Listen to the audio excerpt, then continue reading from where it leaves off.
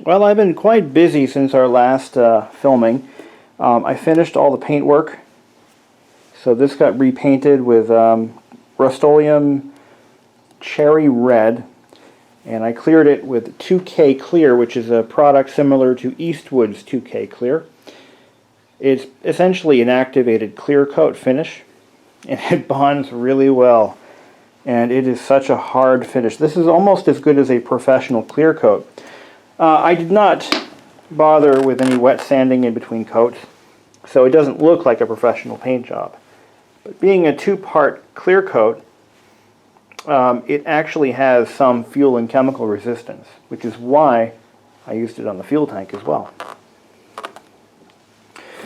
So, as of right now, I turn the ignition switch on, we have lights, and we now have working turn signals on both front and rear. This is a new 6-volt flasher that I installed. It's an MGO flasher, and it works. So this thing is now legal for the road. New tires, painted the rims, rebuilt the engine, all new seals and gaskets, replaced all the plastics except for that one oil reservoir cover. New head badge. I rerouted the cables. These were not routed correctly, so they were rubbing up against the head badge. I fixed that. That was one of the first things I did when I reassembled that. At this point, we can wheel it out and get her started. All right.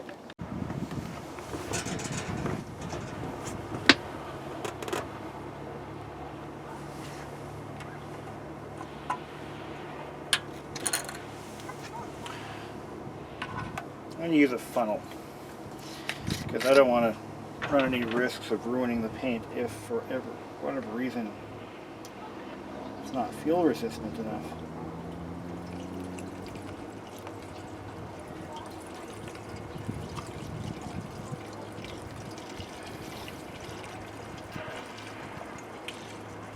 The fuel I'm using is the premix. It's True Fuel. It's ethanol free.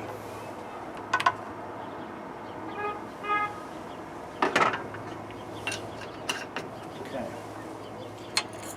New gasket seal as well. Okay. I might have to make some carburetor adjustments, so I got a screwdriver handy. I got the bike on a block so the wheel doesn't hit the ground. For some reason the FZ the rear wheel hits the ground when it's on center stand. I don't know why that is. Seems to be pretty common though. Put it on run. Choke. Okay. Set this to prime.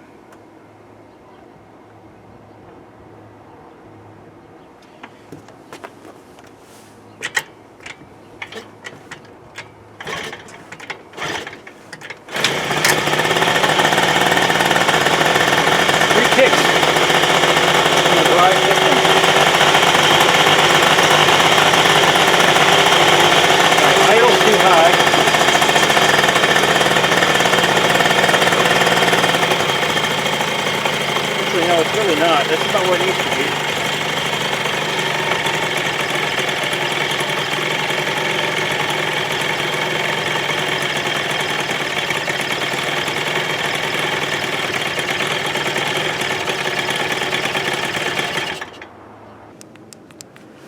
Alright.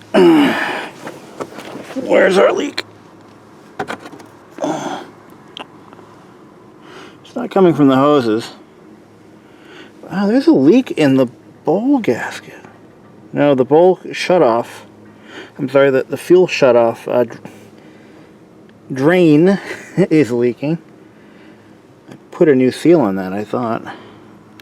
But we've got a leak coming from this right here. Oh, plastic thing. Huh. Let's put it on prime and see where the gas is really coming from. Yeah? Okay. Okay. Yeah, there's a leak. A very small leak. But there's a leak. I'll torque that up a little bit. Hopefully the gas doesn't hit the wheel and ruin the paint on the wheel, but if it does, it does. You know, what am I going to do? Okay, let's try that again.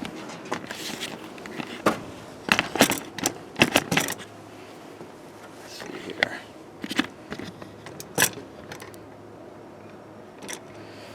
Alright.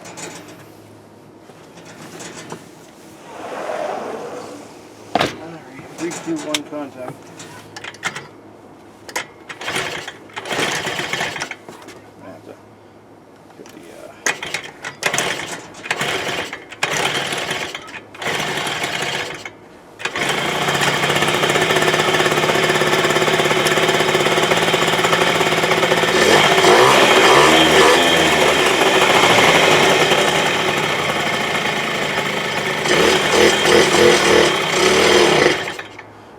So we're probably running a little lean. I'm going to have to make some adjustments to that. I swear to God, these Larry lights, all of the ones I own are junk. They sell them at Batteries Plus. They're a very popular item, but damn if I never have luck with them. It's still leaking fuel, although I don't know why.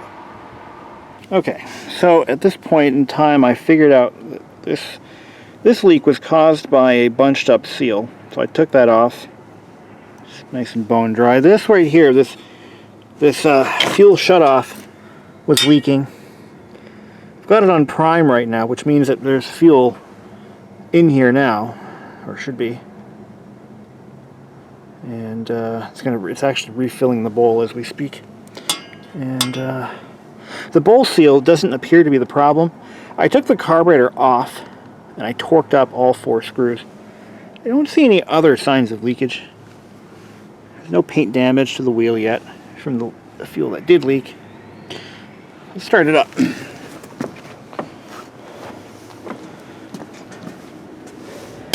me close this. Alright, here we go. Turn this back on. We're going to verify all the lighting works. I need to do that still. So.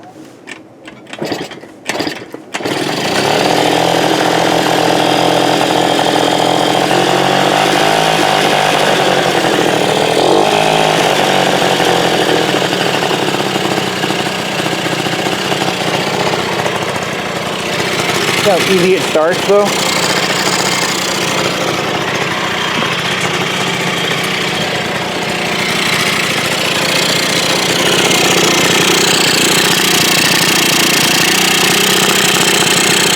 This back to on.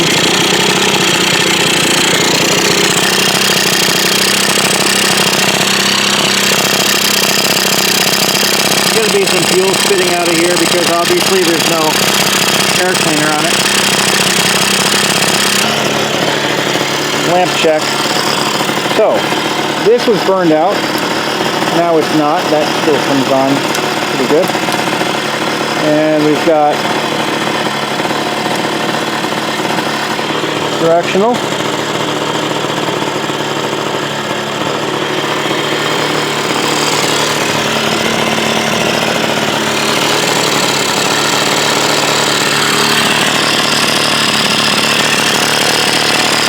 Still good and dry.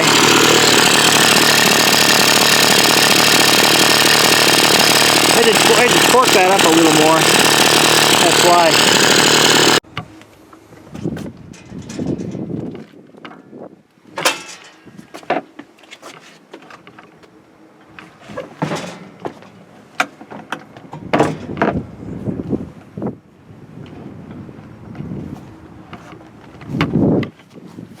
Okay.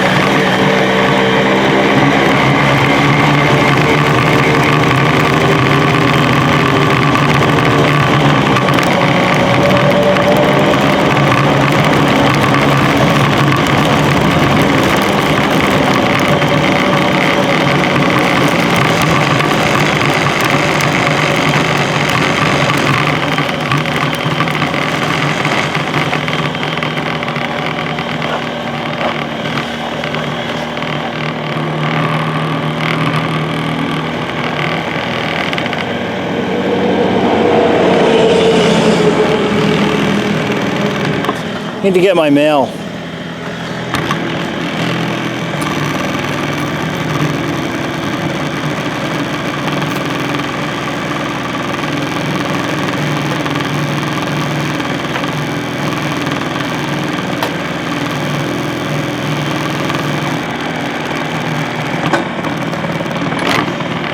Of which I have none.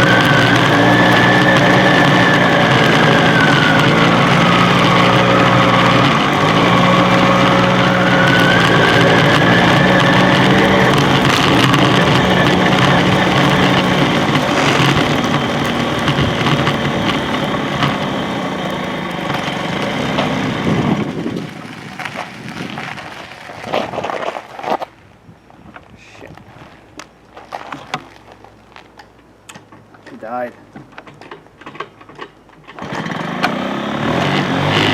Still running out of fuel.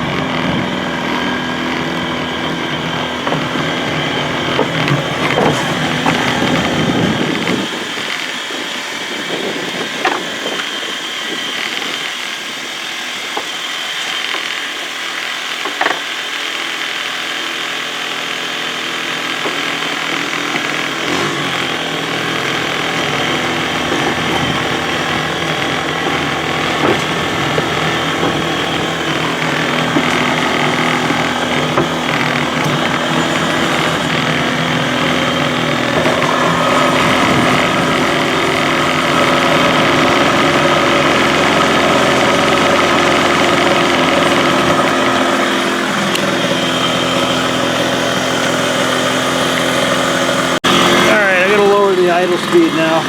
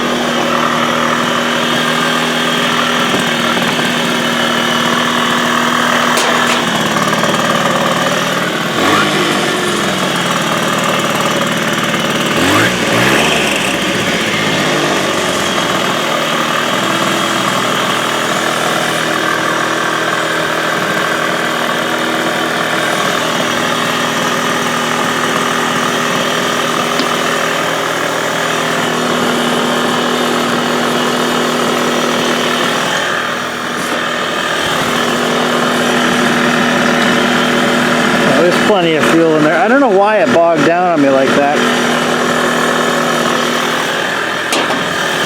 Huh.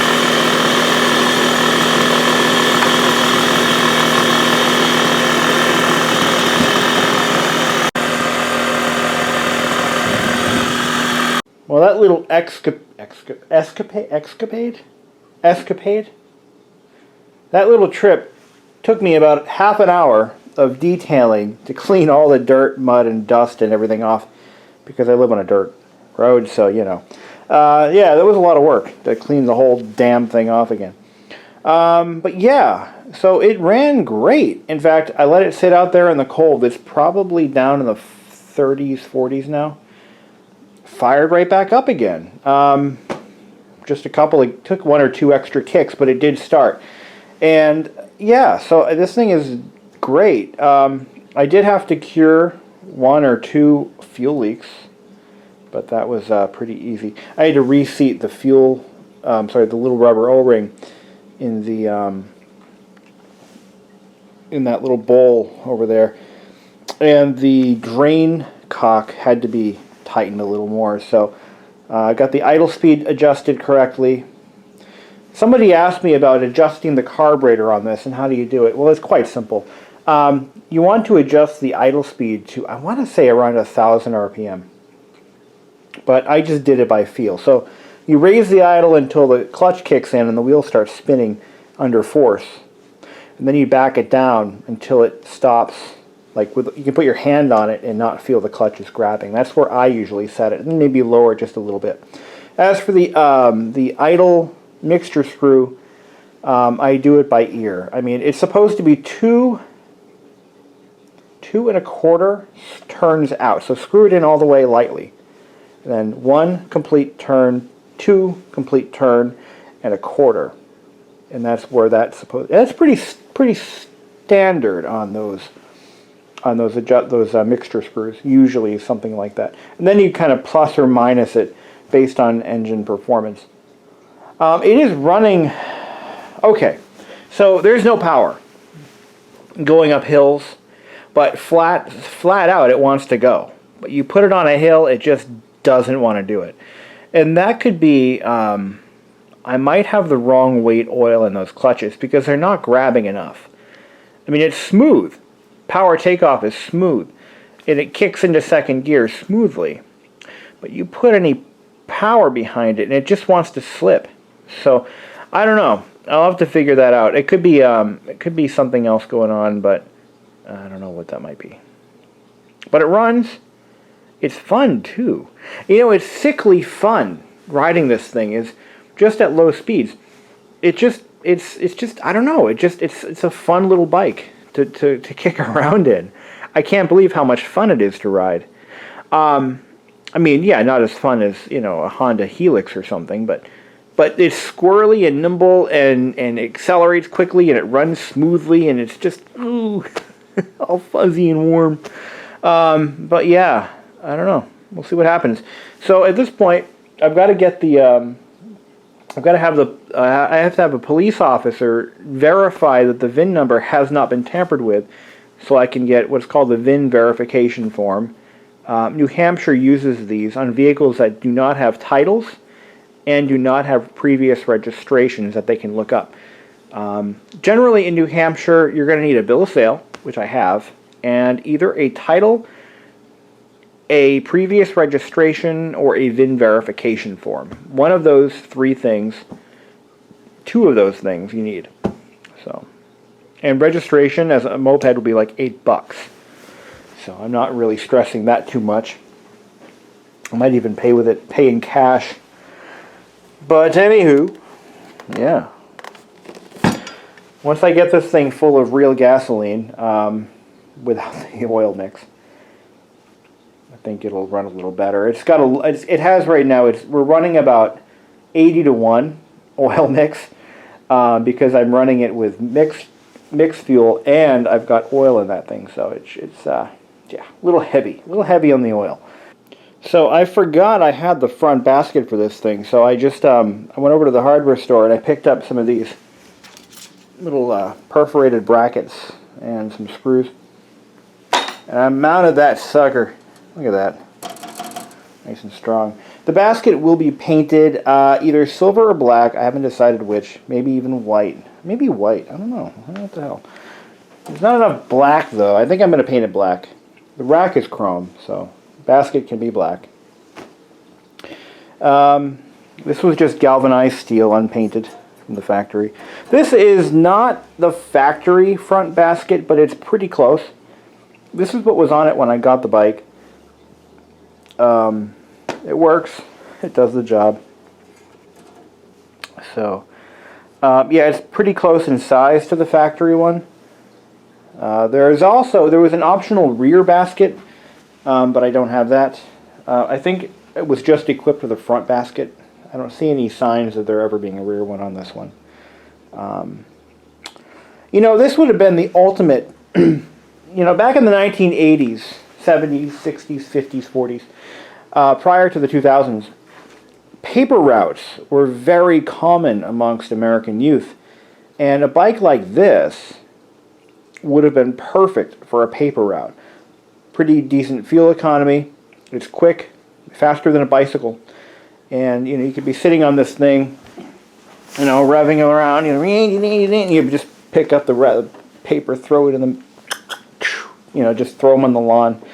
And, yeah, that's what this would have been likely used for at some point. But, you know, now that kids don't have paper routes, you know, it's not really a thing anymore. Maybe it is in some communities. Certainly not this one. But this would have been perfect for a little paper route, you know, for some kid at one point. Anyway, my camera is really screwed up right now. The screen is just going bonkers. So it might be time for a new camera. Well, anyway, thank you all for watching this series. I might do a few updates here and there as I pack on the miles, and we'll see what happens with it, you know. So I'm actually considering bumping it back down to the stock bore and piston size. I'm not convinced that 60cc kit was worth all that effort, unless I want, and I don't want to replace the stock exhaust because I like the look of the factory. It looks beautiful. I don't want to change that look. I don't know. I still have the factory bore, and I can just send it out, have it bored out to a first oversize, get a new piston rings, and pop it back on. Do it. It takes like 10 minutes to do that job, so I may do that if I don't like it. But otherwise, it'll pretty much stay exactly as you see it. Thank you all for watching.